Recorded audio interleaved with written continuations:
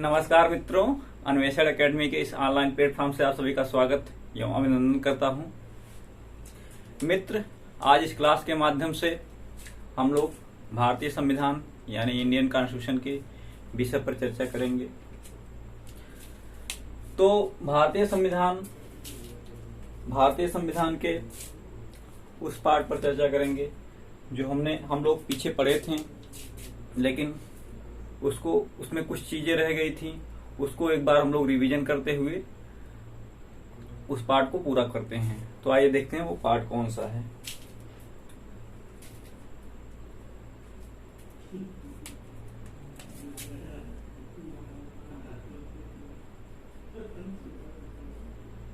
संविधान की अनुसूचियां।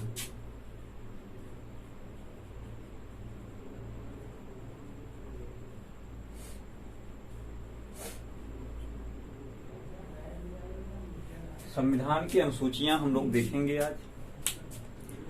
दोस्तों, आइए देखते हैं जो हमारे भारतीय संविधान में अनुसूचियां जो दी गई हैं।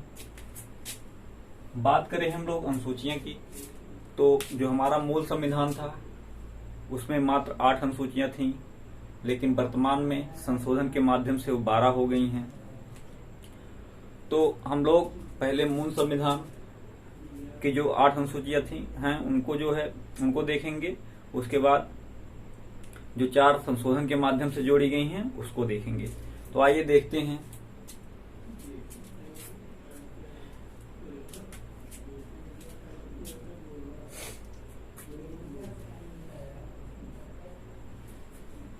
अनुसूची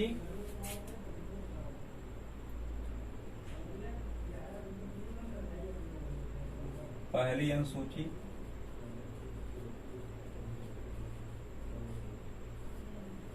अनुसूची में देखते हैं दोस्तों क्या कहा गया है। पहली अनुसूची में दोस्तों जो हमारे देश के संघ व उनके राज्य क्षेत्र हैं उनका उल्लेख किया गया है। क्या? जो हमारे देश के संघ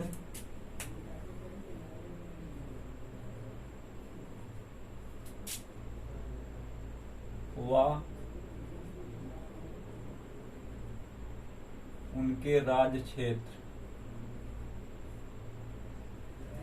क्या? संघ व उनके राज्य क्षेत्र का उल्लेख किया गया है। बात करें इसमें हम राज्य की, तो राज्यों की संख्या दोस्तों इस समय अपने भारत में 28 है। कितनी? राज्यों की संख्या 28 है। जबकि केंद्र शासित प्रदेशों की अगर हम बात करें, केंद्र शासित प्रदेशों की संख्या कितनी है? केंद्र शासित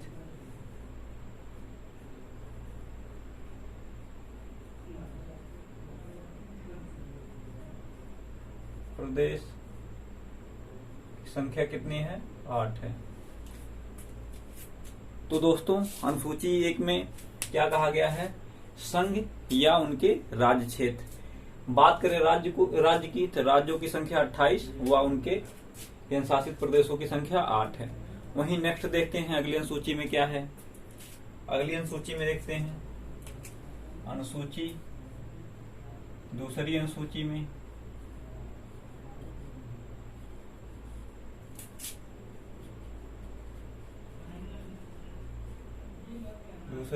में क्या कहा गया है दोस्तों?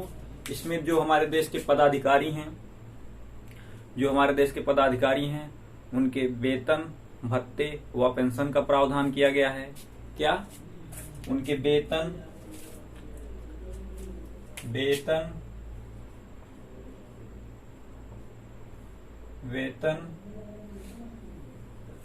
भत्ते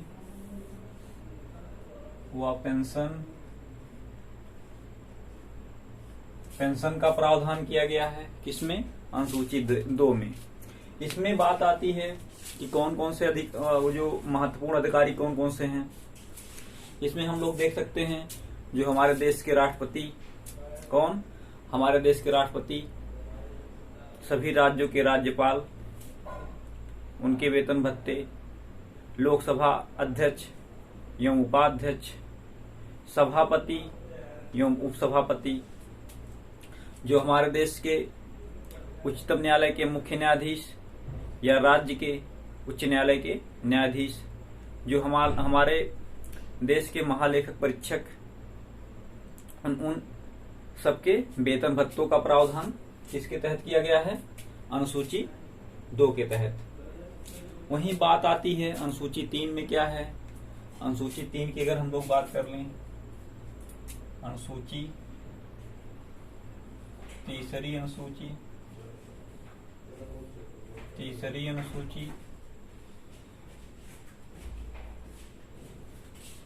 अनुसूची में दोस्तों बात कर ले हम लोग तो कौन कौन सी बातें आती हैं? तीसरी अनुसूची में जो हमारे देश के पदाधिकारी हैं उनके शपथ व प्रतिज्ञा का प्रावधान किया गया है। क्या? जो हमारे देश के पदाधिकारी हैं उनके शपथ व प्रतिज्ञा का प्रावधान किया गया है। किसकी शपथ प्रतिज्ञा? जो हमारे देश के पदाधिकारी हैं, लेकिन इसमें एक ध्यान देने वाली बात है। क्या? जो हमारे देश के राष्ट्रपति, उपराष्ट्रपति, राज्यपाल हैं उनकी शपथ अनुसूची 3 के अंतर्गत ना करा के जो संविधान के कुछ आर्टिकल हैं उसके तहत उनकी शपथ कराई गई है। तो आइए देखते हैं किस आर्टिकल के तहत राष्ट्रपति, उपराष्ट्रपति और राज्यपाल की शपथ कराई गई है। दोस्तों, इसमें राष्ट्रपति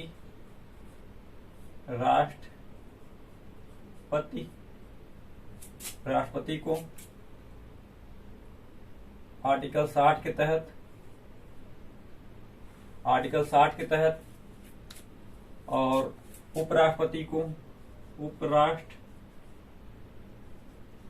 को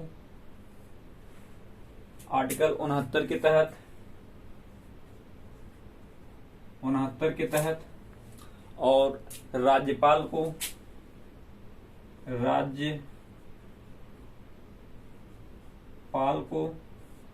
159 के तहत इनके शपथ का प्रावधान किया गया है। किसके तहत?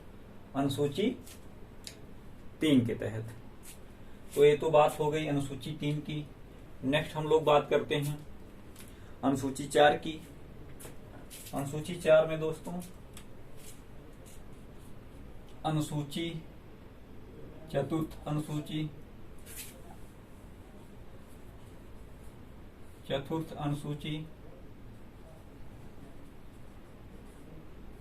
चतुर्थ अनुसूची में क्या कहा गया है? चतुर्थ अनुसूची में जो हमारे देश के संघ व उनके राज्य हैं उनके जनसंख्या के अनुपात के आधार पर राज्यसभा में प्रतिनिधित्व का प्रावधान किया गया है। क्या? जो हमारे देश के संघ व राज्य हैं उनके अनुपात के आधार पर, उनकी जनसंख्या के अनुपात के आधार पर राज्यसभा में प्रतिनिधित्व का प्रावधान किया गया है। क्या? राज्यसभा में प्रतिनिधित्व का प्रावधान किया गया है। किसके तहत? अनुसूची 4 के तहत। अगर नेक्स्ट यही हम देखें अनुसूची 5 में क्या है? अनुसूची 5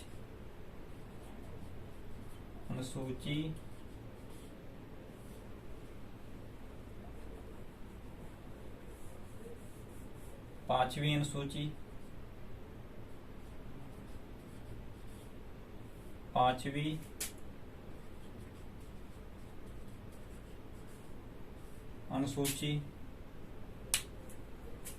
अनुसूची में दोस्तों क्या कहा गया है देखते हैं। 5वीं अनुसूची में दोस्तों जो हमारे देश के SC ST यानी अनुसूचित जात, अनुसूचित जनजाति के प्रशासनिक व्यवस्था का प्रावधान किया गया है। किसमें? 5वीं अनुसूची में अनुसूचित जात, अनुसूचित जनजाति के अनुसूचित जात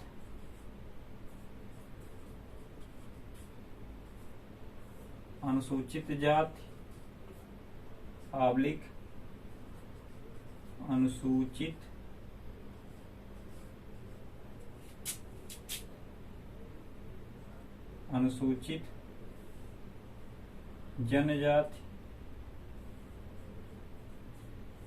जाति के प्रशासनिक व्यवस्था का प्रावधान किया गया है।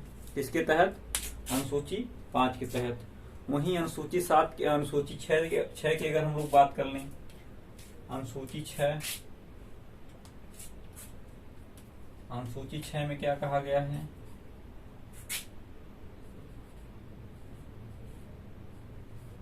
छठी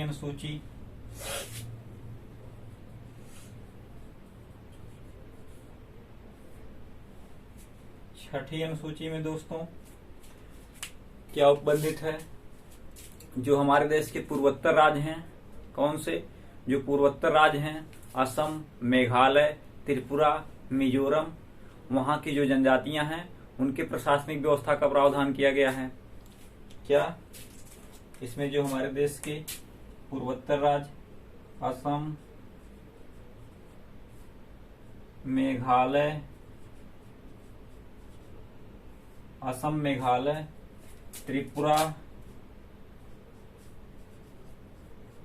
त्रिपुरा और मिजोरम,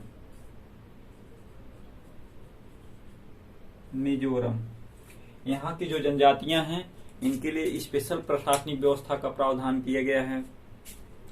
नेक्स्ट अगर हम लोग बात करें आगे, अनुसूची 6 तक बातें हो गई। अनुसूची 7 में देखते हैं क्या है। अनुसूची 7 में दोस्तों, अनुसूची 7 में अगर हम लोग देखें,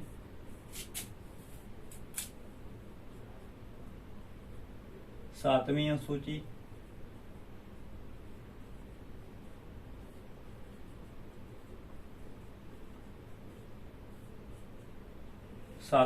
में क्या कहा गया है? जो हमारे देश में जो संघ सूची, राज्य सूची व समवर्ती सूची है उसमें इनके प्रशासनिक व्यवस्था का प्रावधान किया गया है, यानी प्रशासनिक बंटवारे का प्रावधान किया गया है। इसमें क्या चीजें हैं?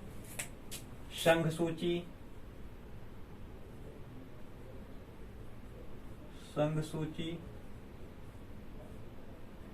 राज्य सूची व समवर्ती सूची।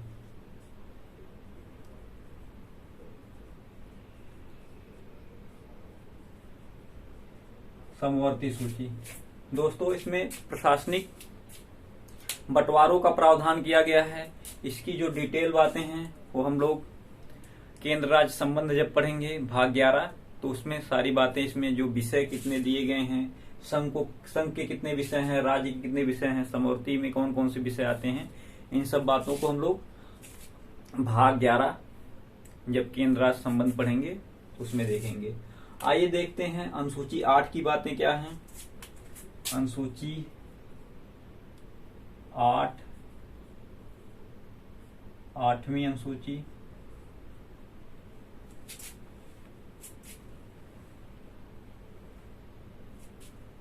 आठवीं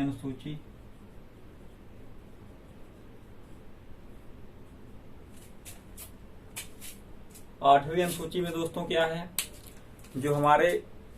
जब हमारा संविधान बनकर तैयार हुआ उसमें जो भाषा थी उसका उल्लेख किया गया है। क्या? भाषा संबंधी उल्लेख 8वीं अनुसूची में किया गया है। बात करें भाषा की, अगर हम लोग, जो हमारा मूल संविधान था उसमें टोटल 14 भाषाओं का उपबंध किया गया था। क्या?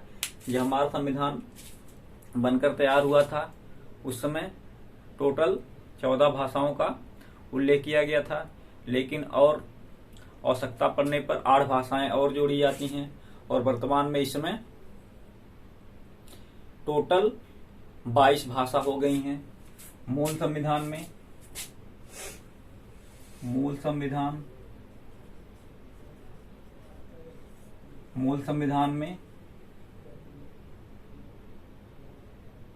14 भाषा है, 14 भाषा का उपबंध किया गया था। लेकिन बात करें हम वर्तमान संविधान की,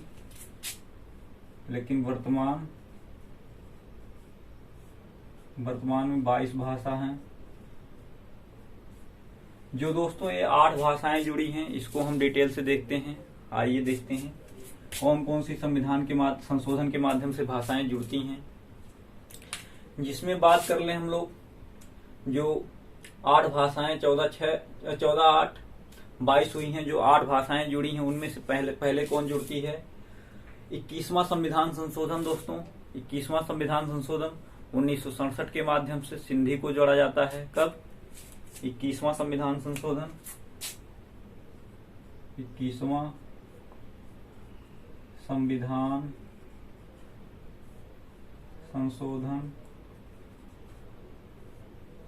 1967 को 1967 में कौन सी भाषा जोड़ी जाती है? सिंधी को जोड़ा जाता है।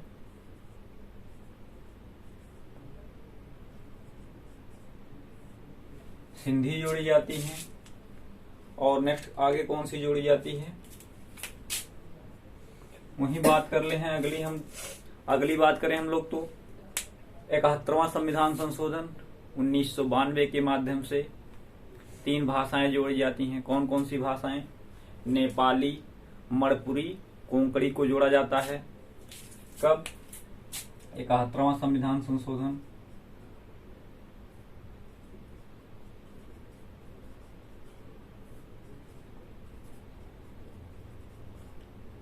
71वां संविधान संशोधन 1992 के माध्यम से 1992 के माध्यम से कौन कौन सी भाषाएं जोड़ी जाती हैं?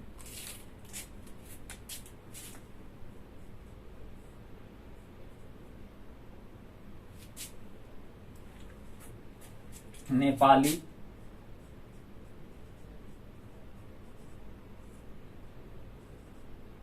मणिपुरी व कोंकणी।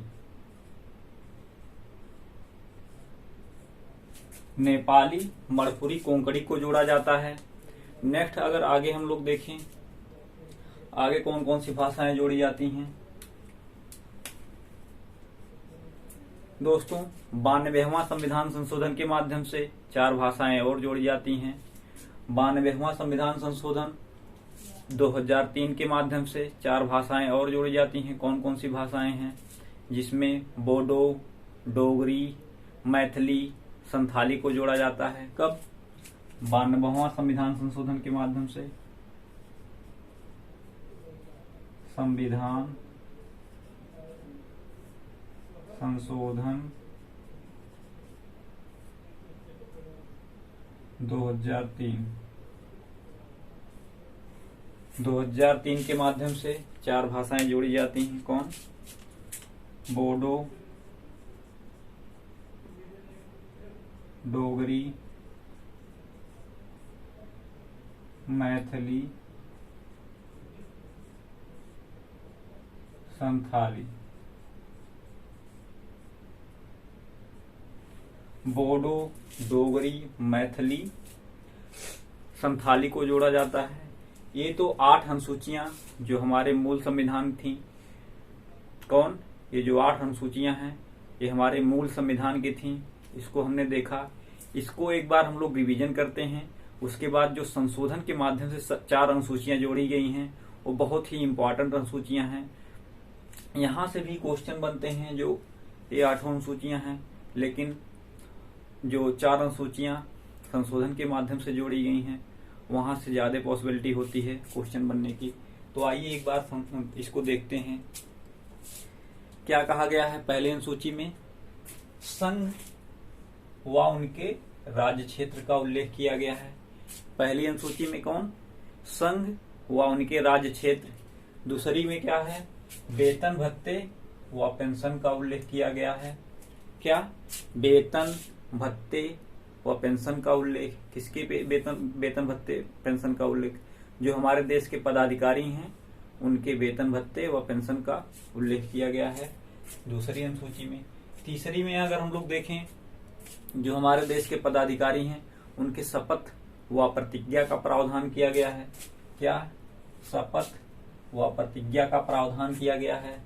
नेक्स्ट अगर हम बात करें इसमें कौन कौन से पदाधिकारी हैं जो इसके माध्यम से ना करके आर्टिकल के माध्यम से उनकी शपथ कराई गई है। इसमें राष्ट्रपति को हमने देखा 60 के तहत, उपराष्ट्रपति को 69 के तहत, और राज्यपाल की शपथ 159 के तहत कराई जाती है। इसमें चतुर्थ अनुसूची में क्या कहा गया है? चतुर्थ अनुसूची में राज्यसभा का उल्लेख है। राज्यसभा कैसे?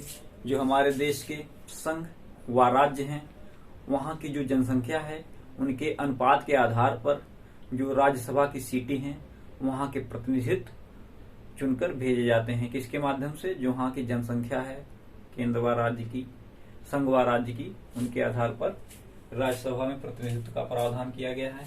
वहीं 5 की अगर हम बात कर लें तो जो हमारे देश के अनुसूचित जात यानी अनुसूचित जात, अनुसूचित जनजात के प्रशासनिक व्यवस्था का प्रावधान किया गया है। क्या? अनुसूचित जात, अनुसूचित जनजात की प्रशासनिक व्यवस्था का प्रावधान किया गया है। तो ये तो अनुसूची 5 की बातें रही। अनुसूची 6 में अगर हम लोग देखें तो असम, मेघालय, त्रिपुरा, मिजोरम के जो जनजातियां हैं, कौन? असम, मेघालय, त्रिपुरा, मिजोरम की जो जनजातियां हैं उनके लिए स्पेशल प्रशासनिक व्यवस्था का प्रावधान किया गया है अनुसूची किसके तहत? अनुसूची 6 के तहत। वहीं अगर हम 7 में देखें, 7 में कौन सी बातें हैं? 7 में दोस्तों जो हमारे देश में संघ सूची, राज्य सूची व समावर्ती सूची हैं उनके शक्तियों के बंटवारों का प्रावधान किया गया है। किसके तहत? अनुसूची 7 के तहत। किसमें? शक्तियों का बंटवारा, जिसमें संघ सूची, राज्य सूची, समावर्ती सूची का उल्लेख है। अनुसूची 8 में हम लोग ने देखा जिसमें भाषा संबंधी प्रावधान किया गया है।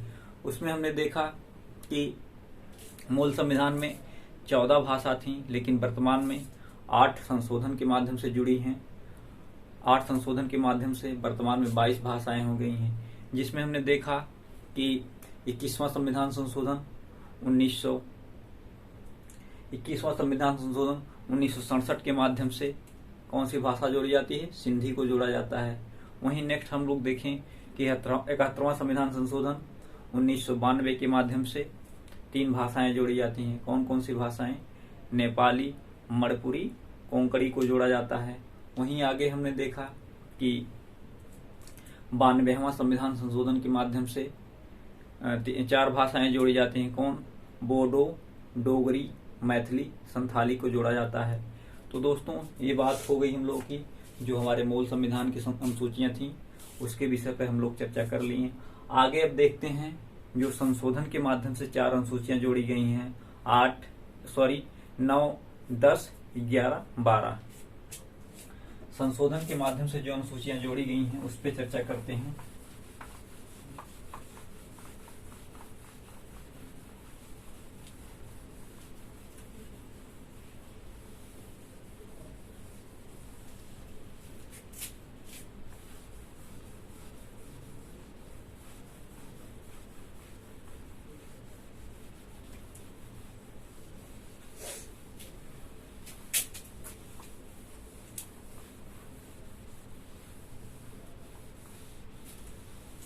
आइए देखते हैं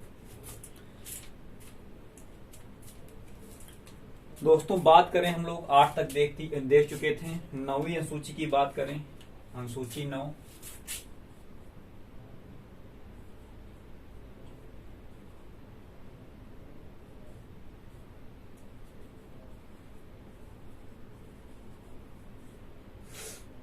अनुसूची 9 में क्या है?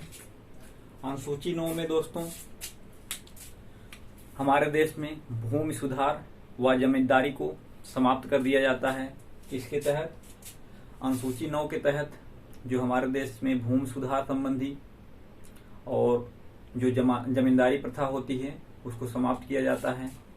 क्या? भूमि सुधार भूमि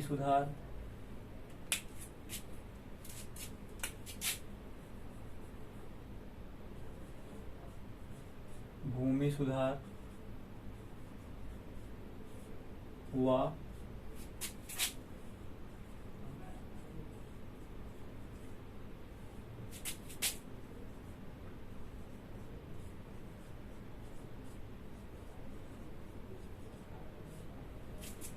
भूमि सुधार व जमींदारी प्रथा को समाप्त किया जाता है।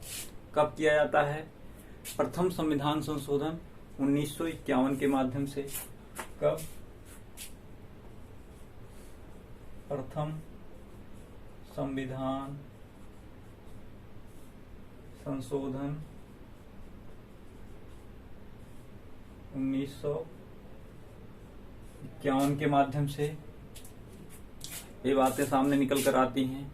वहीं नेक्स्ट अगर हम लोग देखें अनुसूची 10 की,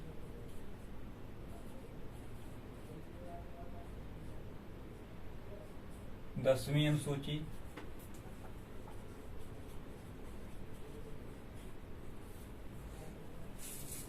अनुसूची में क्या कहा गया है? 10वीं अनुसूची में दोस्तों जो हमारे इसको कब जोड़ा गया, कब आइए, इसको 52वां संविधान संशोधन 1985 के माध्यम से इसको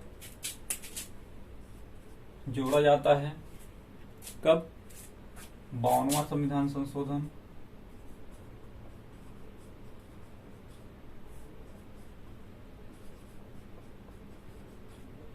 संविधान संशोधन 1985 ईस्वी को इसको लाया जाता है। इसमें क्या किया जाता है?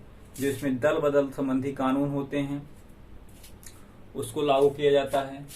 क्या? दल बदल संबंधी कानून।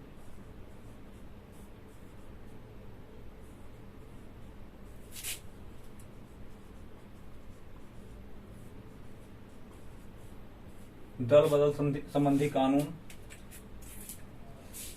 इसमें आता है, जो कि 1985 के पहले ऐसा होता था कि किसी पार्टी से कोई जीतता था तो लालच, धन और लालच की वजह से अगली पार्टी में चला जाता था और वहां वो पार्टी की सरकार गिर जाती थी, जिससे फिर से चुनाव कराना पड़ता था चुनाव आयोग के द्वारा, और इसमें समय और धन का दोनों का खर्चा या कह सकते हैं कि बर्बादी होती थी देश की।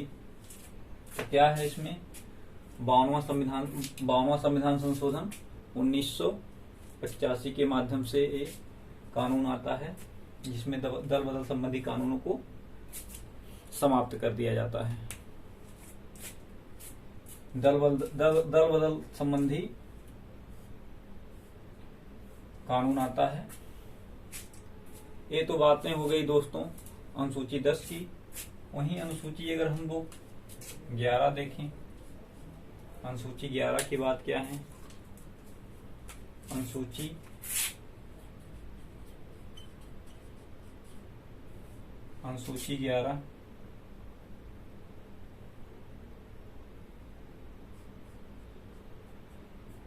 11 में क्या है?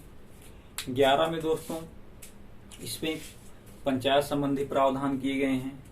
कब पंचायत को लाया गया? 73वां संविधान संशोधन 1992 के माध्यम से पंचायत का प्रावधान किया गया था है। कब? 73वां संविधान संशोधन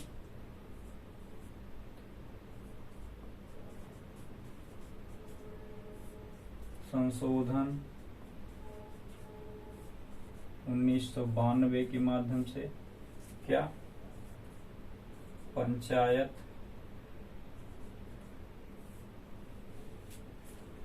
का प्रावधान किया जाता है। इसमें दोस्तों कुल 29 विषय प्रदान किए जाते हैं। 29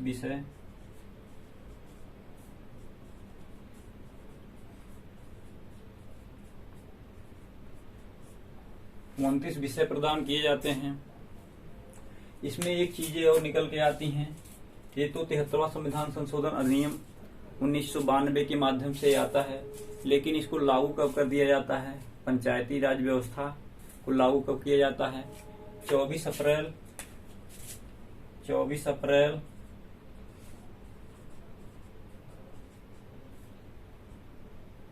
1993 ईस्वी को इसको प्रभावी बनाया जाता है। कब? 24 अप्रैल 1993 ईस्वी को इसको प्रभावी बनाया जाता है। ये तो बातें हो गई अनुसूची 11 की। अनुसूची 12 में देखते हैं क्या है। अनुसूची 12 में कौन सी बातें हैं? अनुसूची 12 में दोस्तों हेलो हेलो अनुसूची 12 में अनुसूची 12 में दोस्तों क्या है? इसमें नगरपालिका संबंधी प्रावधान किया गया है। कब किया गया? 74वां संविधान संशोधन। 74वां संविधान संशोधन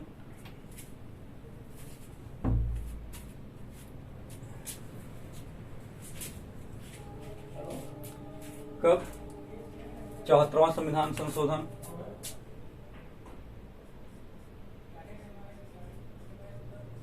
संविधान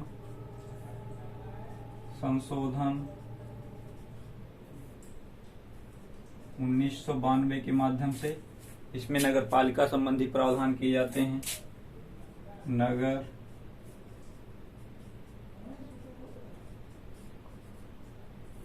नगरपालिका संबंधी प्रावधान किए जाते हैं। इसमें कुल विषय कितने जोड़े जाते हैं? विषय की बात कर ले हम लोग। इसमें कुल 18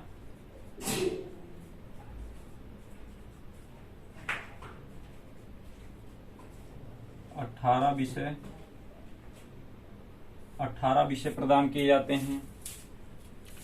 बात आती है इसमें इसको प्रभावी कब बनाया जाता है। इसमें यही बातें बहुत निकल के आती हैं इम्पोर्टेंट।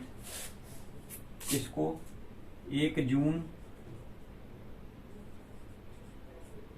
1993 ईस्वी को 1 जून 1993 ईस्वी को इसको प्रभावी बनाया जाता है। तो दोस्तों ये जो संशोधन के माध्यम से जो 4 अनुसूचियां जोड़कर 12 हुई हैं, इसको हम लोग देखें। आइए इसको भी एक बार रिवीजन करते हैं। पहले 9वीं में क्या कहा गया है? जो हमारे देश में भूमि सुधार संबंधी व जमींदारी प्रथा को समाप्त किया जाता है। भूमि सुधार किया जाता है और उस समय के जो राजा महाराजा होते थे उसके तहत जो जमींदारी प्रथा होती थी उनके द्वारा उसको समाप्त किया जाता है। कब किया जाता है? प्रथम संविधान संशोधन 1951 के माध्यम से किया जाता है। वहीं अगर 10वीं अनुसूची में हम लोग देखें, इसमें दल बदल संबंधी कानून का प्रावधान, दल बदल संबंधी कानून आता है, जिसमें उस समय के जो दल बदल करके एक पार्टी से दूसरे पार्टी में जाते थे उसको निषेध कर दिया जाता है, यानी इस पे बाधाएं लगा दी जाती हैं। कब किया जाता है? ये कानून कब आता है? 52वां संविधान संशोधन 1985 के माध्यम से कानून आता है।